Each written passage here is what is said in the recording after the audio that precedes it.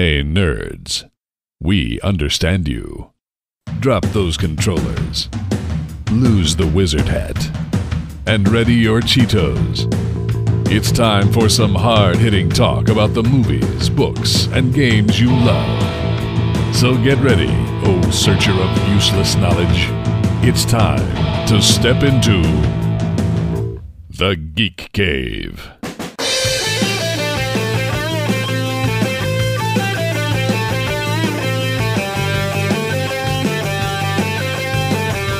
Now, broadcasting from a top secret and totally awesome hidden base, I'm Kent Harris, and here's Darren Wright, Justin White, and Chad Savage. Welcome back to an all-new episode of Holding the Line at $3.90, $4.90, $5.99. It's Geek Cave Podcast Comics. I'm Darren. I'm Justin. I'm Chad. A Valentine's Day poem. Oh, God. My love for you knew no bounds, and oceans I would have swam. That is until you threw out my CGC Universal Grade 9.4 Amazing Fantasy number 15, introducing Spider-Man. Welcome to comics. That was a journey. That was. I want to start by thanking our sponsor, Shirtosaurus, digging up clothing from your past so you can look rad today, with great t-shirt, sweater, and hoodie designs on everything geek chic. Whether you're a fan of old school gaming, anime, 80s cartoons, or you're just weird, like us, find something for you at Shirtosaurus.com. In fact, I'm repping one of their shirts right now. It's a Cowboy Bebop shirt. Nice. And, not to be forgotten, Gamefly. With membership options for every budget, plus gifts for gamers of all ages, Gamefly has thousands of titles you can choose from and keep as long as you want. And when you're done, just send it back in the postage-paid envelope for a new one, or keep it forever and pay a lot less than in-store prices. Sign up for your free 30-day trial right now using the link at geekcavepodcast.com. Nice Jeff Dunham reference there. That's Yeah. good. Yeah. Had to, spice it up a little bit. So, how we doing? Today's a good day. Yeah. Today's a good day. It's a great day. It's a great day. It's a great day to be a geek. Yes. Ooh. New marketing campaign. Yeah, but not our new slogan. No, but I'll work something out. We'll workshop We'll it. workshop it. Yeah. Discord, listen up. Hey, Darren. Yo. You, done anything fun lately? No, I got to stretch. Hold on a sec. Be gentle. Be gentle. Be gentle. Be gentle. It's Darren's first time. Motherfucker, I told you be gentle. Welcome to Darren's Pile of Shame, where I picked up a comic book, be that single issue or graphic novel, from a series I've never read before, and I asked myself, is this a relationship worth pursuing, or should I leave all of its messages unread? Been there. Let us begin. I give you We bow our heads. I give you a coin I made from a stone. I give you a song I stole from the dirt. I give you a knife from under the hills, and a stick that I stuck through a dead man's eye. I give you a claw I ripped from a rat. I give you a name, and the name is lost. I give you the blood from out of my vein, and a feather I pulled from an angel's wing. That's an incantation setting into motion the events of today's comic, an iconic landmark piece of fiction you might know because it's been written by Neil Gaiman. Today, we're talking about the Sandman. Thank goodness. Do not. Dude, hold on. I was going to say that Calvin and Hobbes got really dark all of a sudden. Oh my God, Calvin and Hobbes reimagined by Neil Gaiman? Yes. What? What are your intentions with my baby? You'll find out in a second. Jeez, man, don't be such a square. Just friends. We're just going to the movies, that's all. Let me show you my gun collection, son.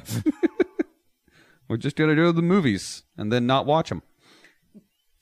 So, like I said, today we're talking about the Sandman, which launched on DC's Vertigo imprint in 1989.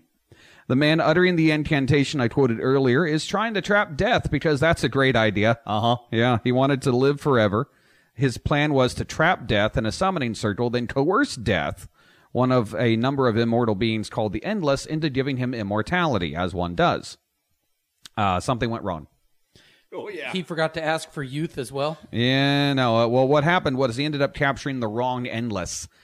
Ends up capturing Dream instead. Now, Dream is who you might think of as Mr. Sandman in nursery rhymes. That kind of thing. He literally controls humanity's ability to sleep and dream. Which means that with this guy being held captive, some bad things start happening to a lot of people.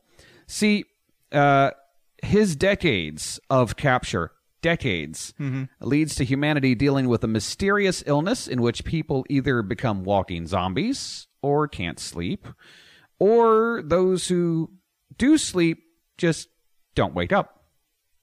And they spend the rest of their lives asleep in a dreamless sleep nonetheless. Oh, it's horrific. Dream, meanwhile, sits and waits until his captor dies, and then his captor's son grows older and older, never responding to their threats, to their bargaining, until finally there is a moment of carelessness on his captor's behalf, and he breaks out and proceeds to punish the man by sentencing him to endless waiting. In other words, the man is stuck in a perpetual nightmare where every time it seems that he's woken up, it's just another layer of the nightmare. Hello, 2002 Twilight Zone. Yeah, yeah. Now, during Dream's imprisonment... 1992, sorry. Oh, wow. During his imprisonment, some of his stuff is stolen. Some of his gear is stolen.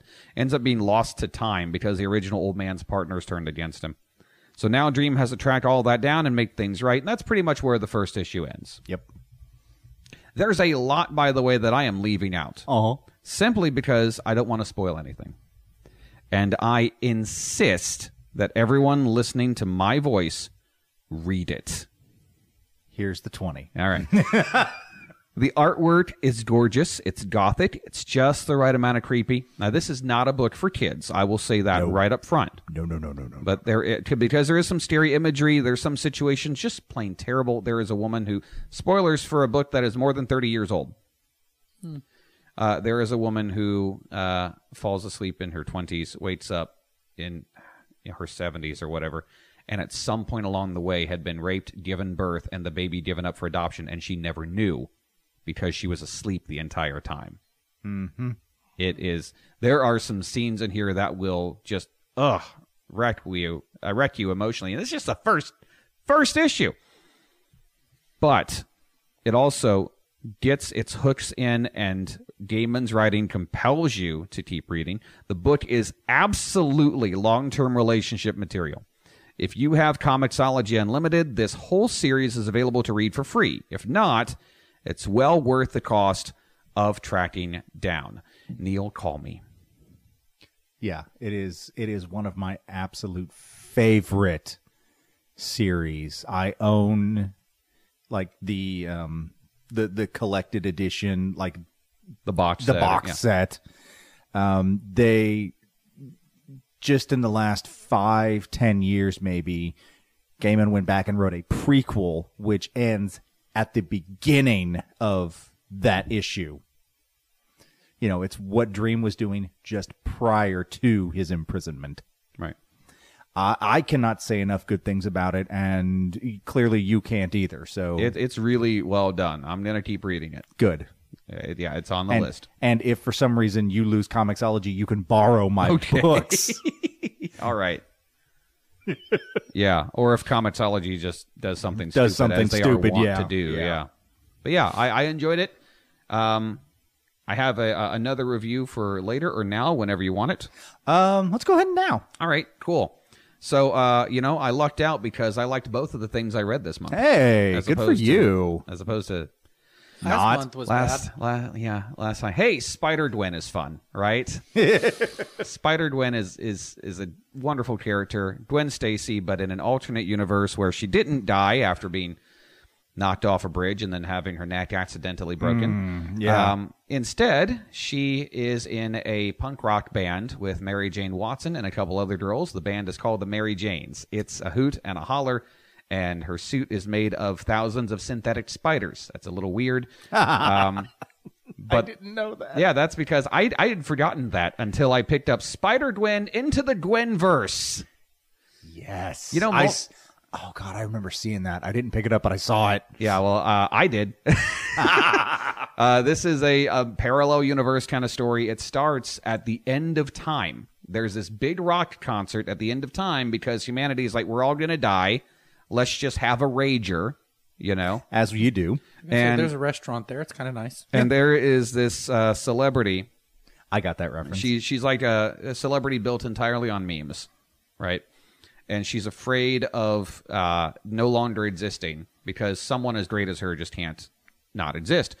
So she has a plan to... Comics are weird, folks. She has a plan to suck all of the life force out of her audience, which she does through, like, little meme translator headsets they're wearing. Babelfish. And then use that to propel her back in time so she can show up at several points in history as different famous superheroes. And thus, she will live on forever because, you know, the stories are infinitely retold, yada, yada, yada. So all this is happening at the same time that Gwen is having an argument with her dad because on Gwen's Earth, her identity is publicly known. Everyone knows that Gwen Stacy is Spider-Gwen, or Ghost Spider, as the official... That's a dumb name, but it is. As she's officially known, Ghost Spider. And she stops the Bodega She-Bandit, which is, think Condiment King, but a girl. Okay.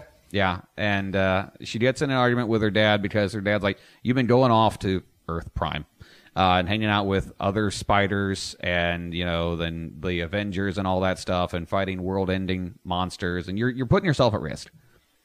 And, you know, she does the classic, you know, you don't know me, man, kind of thing. And she's about to jump to the main Marvel dimension because she wants to get away for a while. She wants to see her friends. And as she's making that jump, her soul is kind of interrupted by this celebrities. And so what was supposed to send the celebrity back in time ends up just sending parts of Gwen's personality through time. Oh. So, you know, her naivete ends up becoming Captain Gwenmerica around World War II.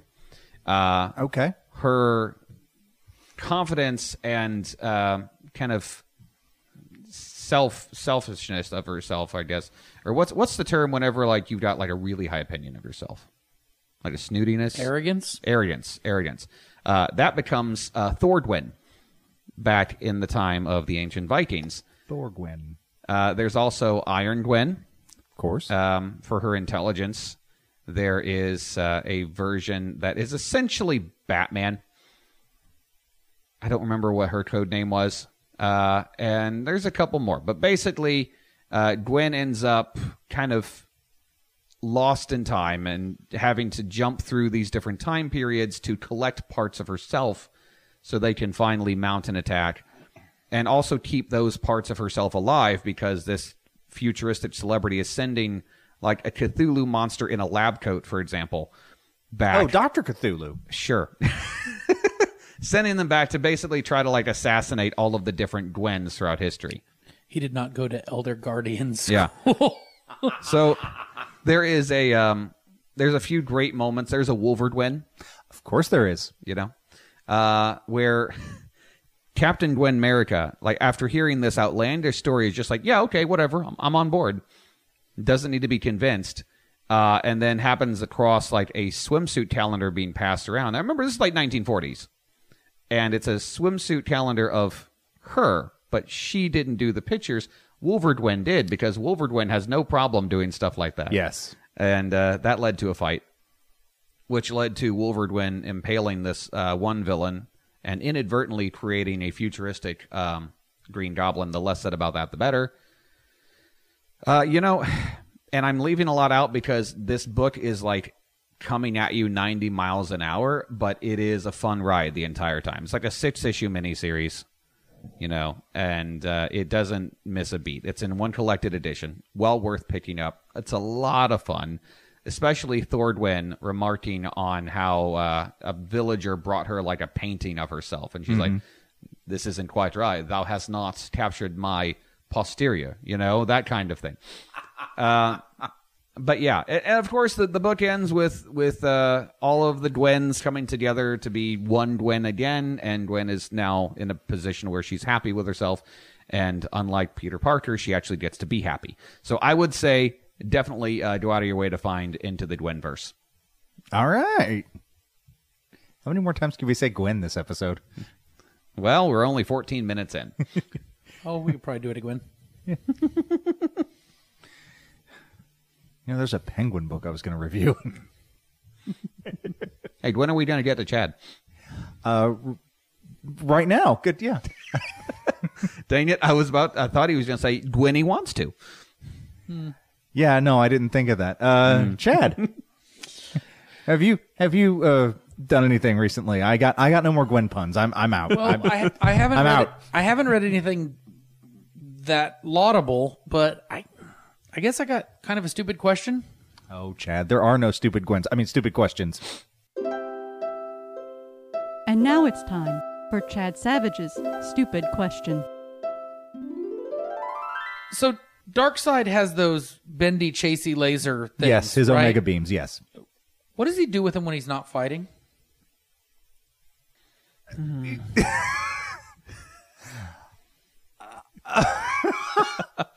I mean, you ever have like an itch on your back you just can't reach?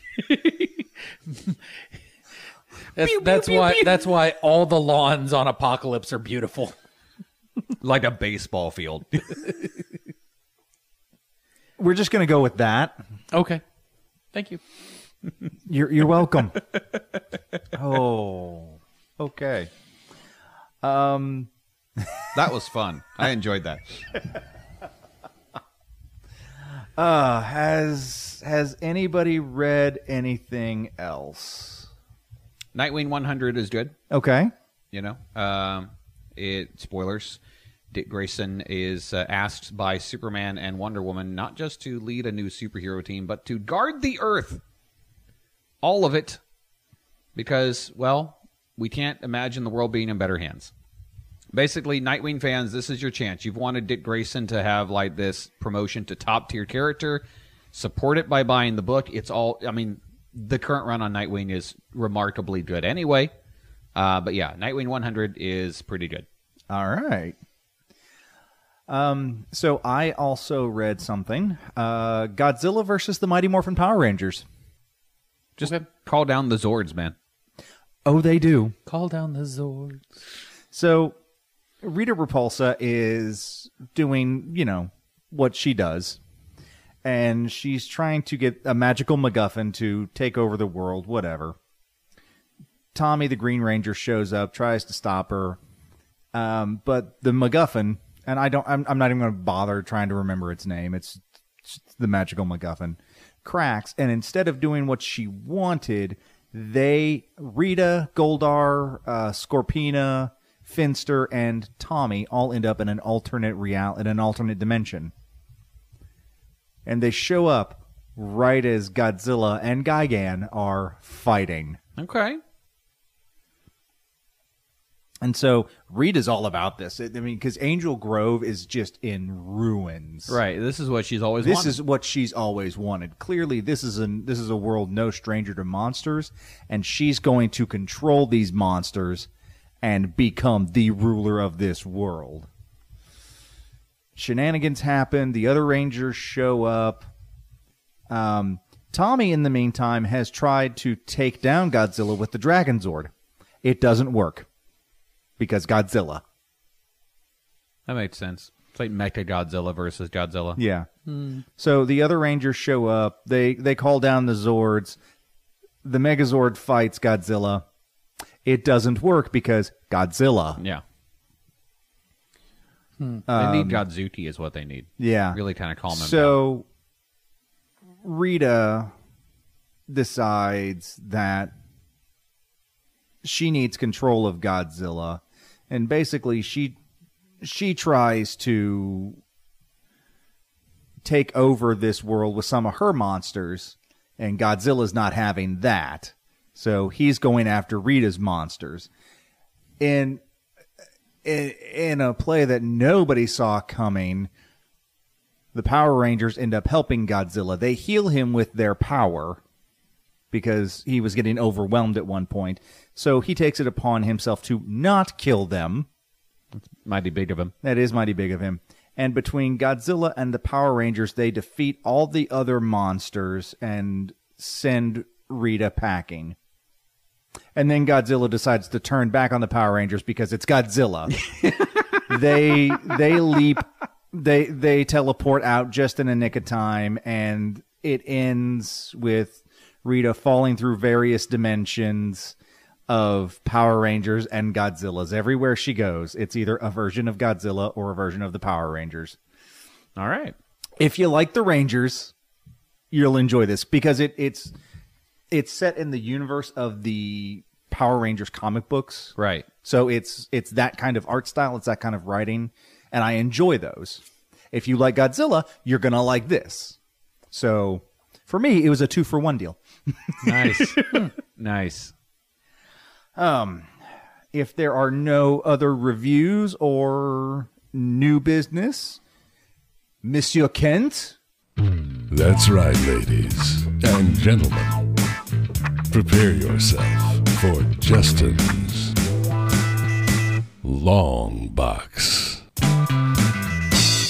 Yeah, baby. Extra long. Okay. Chad, Yeah, you're going to like this. I'm listening. I've decided to take a break from looking at random comic book characters for the long box. Oh, okay. It's getting a little cumbersome to pick a person and whatever.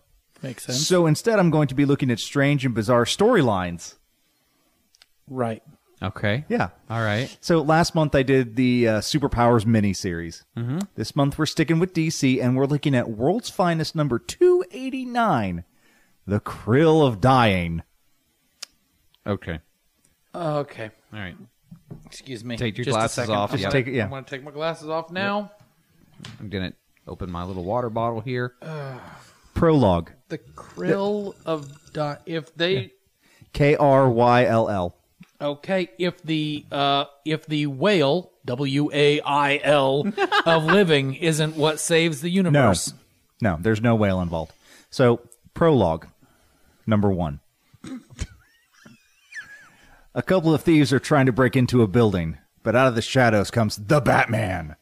In a flash, the two would-be criminals are thwarted. I thought you said it was Batman, Yes. Well, the two criminals are thwarted by the Batman. but you just said the Flash. In a flash, not the Flash. Out of the darkness comes the Batman. Batman, yes. I see. And the very- darkness, huh? And very quickly stops the two criminals, leaving them thwarted and worse for the wear. But at the other end of the alley, a mugging is taking place. The robber pulls a gun, and before Batman can react, the victim is dead. Batman pounces on the gunman and beats him senseless.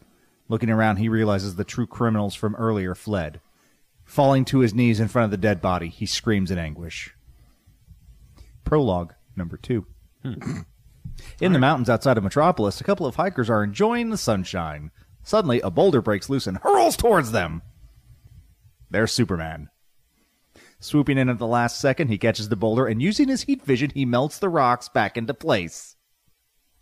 The hikers cheer and praise him, going so far as to say Superman has the whole world in his hands. This gives Superman an existential crisis because he may be the protector of this world, but it's not his. Being the last Kryptonian, he truly is alone in the universe.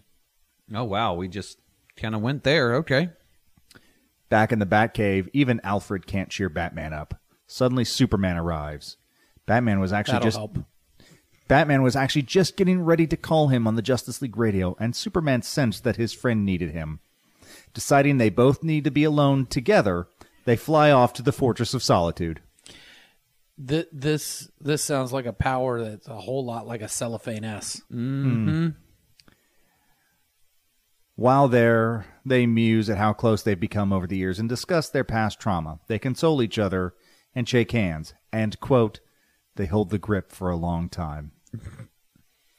Different time. Yeah, it was the 80s. Yeah. Okay. But this tender moment is ruined by an alarm. A large meteorite is heading right for the fortress. As Superman intercepts it, a bright light flashes. Not the Flash, it flashes. Lights can flash. flashes from the space rock and momentarily blinds him. The meteorite crashes.